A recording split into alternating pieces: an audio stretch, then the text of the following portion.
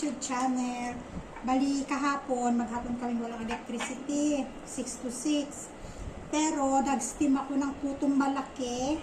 Yung malaking puto ba? Nilagyan ko ng sausage at saka cheese sa ibabaw. Nagustuhan ni Asher. Kaya, sabi niya, more daw. I want more like this, Mami. Sabi niya. Kaya, ngayon, gagawa ulit ako ng malaking puto. So, yun ang gagawin ko ngayong araw na to. At yun, sobrang sakit ng ulo ko. Kaya wala tayong video ng 2 araw guys. Kasi sobrang sakit ng ulo ko. Nahihilo ako. Siguro kulang sa tulog. O dahil sobrang init. Hindi ko na rin alam kung ano yung cause ng pagsakit ng ulo ko. Pero sobrang sakit ng ulo ko. Hanggang ngayon.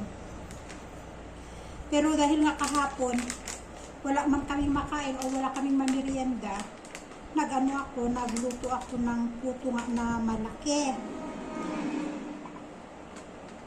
At saka kami lang ni Babu dito sa bahay. Kaming dalawa lang yung naiiwan. So, every time na nabibig ako, 2 cups lang talaga yung ginagamit ko guys. Tapos, half cup ng milk at saka half cup na water. So, yun. So, dahil may electricity ngayon, baka gagamitin ko yung oven. Kaya lang ang init, sobrang init nga. Nandito sa sala natutulog si Babu. Ayan, paano siya gumagalaw siya. So, kung hindi, baka i-steam ko ulit. Sa likod na lang ako magluluto ulit. I-steam na lang ulit ang gagawin ko. Kasi ang init, yung init na lumalabas dito sa may ibabaw, mainit kasi siya, lalo dito sa loob ng bahay. Sa steam kasi, isang 1 hour, 1 hour 15 minutes ko yata niluto kahapon, yung ginawa ko na puto. Saka masyadong itong mga nakaraan, hindi ako makaharap sa camera para mag-video kasi ang hirap, masyadong mataas ang emosyon ko na naiyak ako sa, nagiging sensitive ako sa mga bagay-bagay, hindi ko alam, kaya ang hirap din humarap sa camera kapag meron kang pinadamdam ba. Mas okay mag-vlog kapag yung masaya ka, yung wala kang iniisip o wala kang kinikimkim na sama ng loob ba.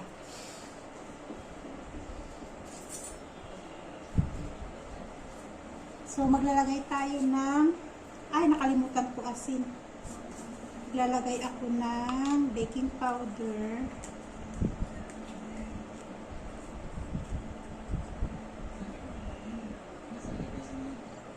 So, ang ginawa ko, inuna ko muna yung ating dry ingredients, tapos yung ating liquid ingredients. So, mix lang natin to. So, ito yung gagawin ko ngayon guys, habang dalawa lang kami dito, si Babu, tapos si Asher nasa school naman, so, walang masyadong magpapasaway ba. So, ganito yung ginawa ko guys. Ganito din yung ginawa ko kahapon.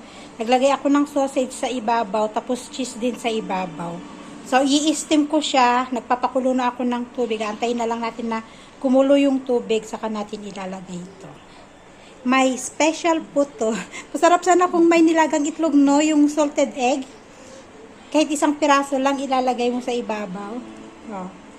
Para tunay ng special puto. So, ayan na guys. So, yung ating puto cake. Bali, naubusan ako ng gas. Kaya sinalang ko siya sa oven. Di ko alam kung anong oras na wala. Pero nung pagpunta ko sa kusina, wala ng gas pala. Sinalang ko sa oven ng 20 minutes. Ayan. Ito siya. Kumakain na si Asher. Ayan. Naging puto cake siya. Tingnan nyo. Delicious? Just tell me, is it delicious? Huh? Answer. Answer. Nothing. Yesterday you said delicious. Kaya nag-bake ako ulit. There's nothing. Yes, nothing. May merienda tayo. Ang init. At ang bata, tulog. Very good. Tulog now, puyat later. Yan, tatlong araw, pinupuyat ako ng batang ito. Sarap-sarap ng tulog eh, oh. Dating sa gabi, dilat na dilat ang mata. Okay, you eat your food and after that one, we will finish your homework. Sarap eh, oh. Hi guys, aga-aga. Alas 4 lang dito. Pero nag-prepare na ng iluluto. Kasi siya lang nakubad si Asi. Sobrang init kasi. Ulam namin patola. Maaga kami magluluto kasi aalis daw itong isa. Di ko alam kung saan pupunta. At babalik daw ng gabi. Where are you going? Where are you going? Oh, I don't know, Shahjapur. On the side of the Mongol food, I don't know where. side of Mangalpur? That one very far ah. Yeah, Punta malayo. Punta niya alas 9 daw. What time you will go? I don't know. Kaya maaga magluluto. Very fast. Kasi natutulog si Babu. Once na magising yan si Babu, wala, hindi ako makakakilos. So, sabi niya sa akin, i-fill ko daw tong patola. Masarap to sa sardinas. Kaso ang mahal ng sardinas dito guys. Sardinas dito 235 yung maliit. Ganun kamahal ang sardinas dito. Sarap sana. O di kaya miswa. Sarap. You finish your homework. But Finish your homework. broken the pencil. How come the pencil is broken? You sharpen the pencil. Close Come the on. door. Close the door. Close the door. Come on. Please, Romuko. Why internet people came a while ago? Here? Oh, And what happened? Sunil talked to them and I think Sunil called you. Yeah. Oh, Then?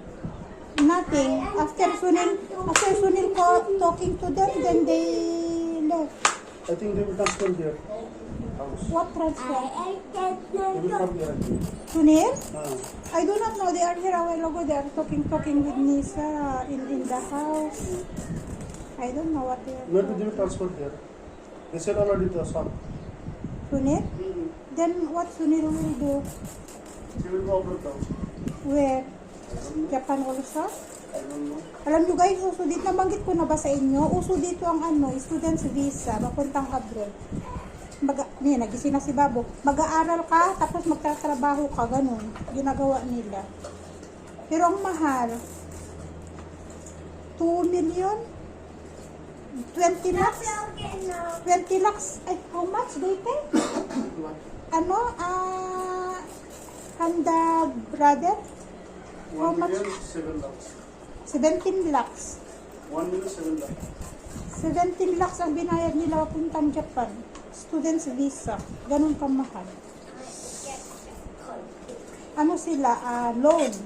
I need to find another pencil. Naglo-loan sila. Hindi ko alam kung paano yung process ng loan. broken a pencil. Ano yata? Sa lupa. How? Like this? Like this big? Look. Like that? More small. Like this. Yeah. Ay, Asher? But broken the pencil. How come the pencil is broken? Tutulungan ko na si Asis No! mag-prepare ng... You swing nga, Ading. You swing to Ading nga. Kasi hindi talaga ako makakakilos. Not too much. Hindi talaga ako makakakilos mamaya, guys. Lalo't magigising si Tonton. No. Asher? Parang sutil itong isay, oh. Kaya tutulungan ko na siyang magluto. Pencil. Broken pencil.